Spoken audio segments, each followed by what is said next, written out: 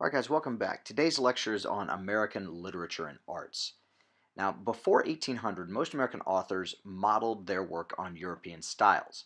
And the first two to really come up with these ideas of optimism and energy, truly American ideas, were Washington Irving and James Fenimore Cooper. Washington Irving is going to write The Legend of Sleepy Hollow and Rip Van Winkle. James Fenimore Cooper is going to write things like The Deerslayer and The Last of the Mohicans, focusing on some truly American style characters. And it was an amazing thing because it totally changed the way Americans viewed their literature at the time. How is it you were so nearby? Came across the war party. Tracked them.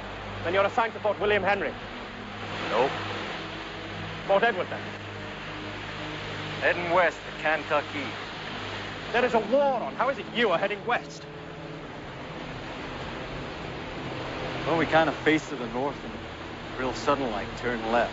In the early 1800s, also in Europe, your romanticism sort of takes over, focusing on emotions and nature. And the American form is transcendentalism. And this really was personified in guys like Ralph Waldo Emerson and Henry David Thoreau. Emerson challenged people to give up the material world and to practice living a simple life, seeking out nature and beauty. And Thoreau took up this challenge, spending 2 years at Walden Pond, and he writes this book that really captivates the American imagination and really focuses in on those things.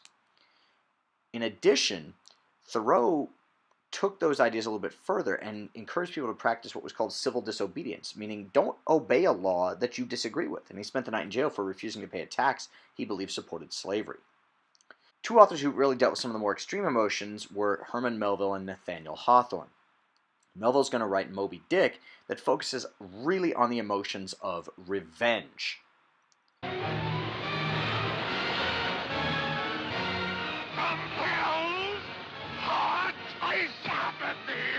For hate's sake, I spit my last breath at thee, thou damned whale! Hawthorne is going to focus on this issue of guilt in his book called The Scarlet Letter. Here's all you need to know. This girl named Hester Prynne has an affair with the minister, is besmirched, and made to wear a red A for adulterer. But then the town realizes she was too harshly judged, and she's really a good person, and she dies a saint. These two guys really get into these emotions personified in the White Whale for revenge and guilt with the Scarlet Letter. A little gentler view was produced by Louisa May Alcott, who writes a book called Little Women, which is based on her own experiences there. And she presents us with a character of Jo March, who, as a female, is not perfect, and she has these flaws and is human, and that is truly something unique that hadn't been seen in America before. Women were always personified as this ideal vision of beauty and perfection. Oh,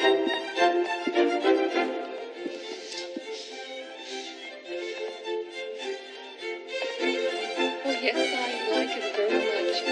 Yes, yes.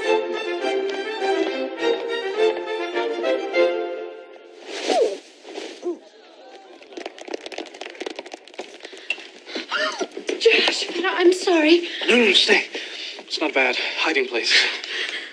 You see, I don't know anyone, so I feel awkward just standing and staring at people. Should I put on my jacket?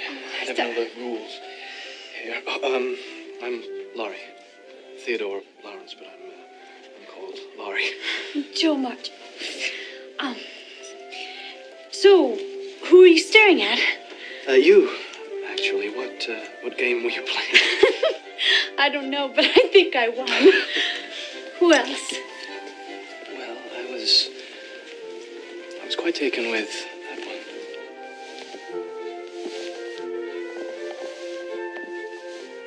That's Meg. That's my sister. She's completely bald in front.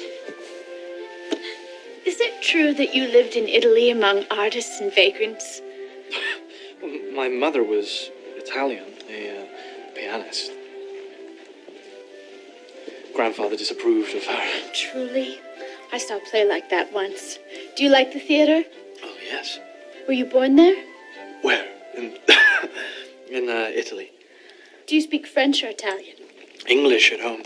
Francais à l'école, the music conservatory in Vevey, but grandfather's having me tutored now. He insists I go to college. Oh, I'd commit murder to go to college. Actually, I'm going to Europe. Well, at least I hope I am. My great Aunt March says she'll go one of these days, and she has to take me with her because I work as her companion. I have to read to her for hours and hours, but I do all the voices. I'll bet you do. If I weren't going to be a writer, I'd go to New York and pursue the stage. Are you shocked? Very. You also had some poets emerging in this time period, guys like Henry Wadsworth Longfellow, who writes Song of Hiawatha and The Midnight Ride of Paul Revere, as well as Walt Whitman. Now, Whitman is also of this transcendentalist school and really builds on those ideas through his poems as published in Leaves of Grass, which is an excellent, excellent read of poems. To quote from Whitman, "O me, O life of the questions of these recurring, of the endless trains of the faithless, of cities filled with the foolish, what good amid these, O me, O life? Answer, that you are here, that life exists and identity, that the powerful play goes on and you may contribute a verse. That the powerful play goes on and you may contribute a verse.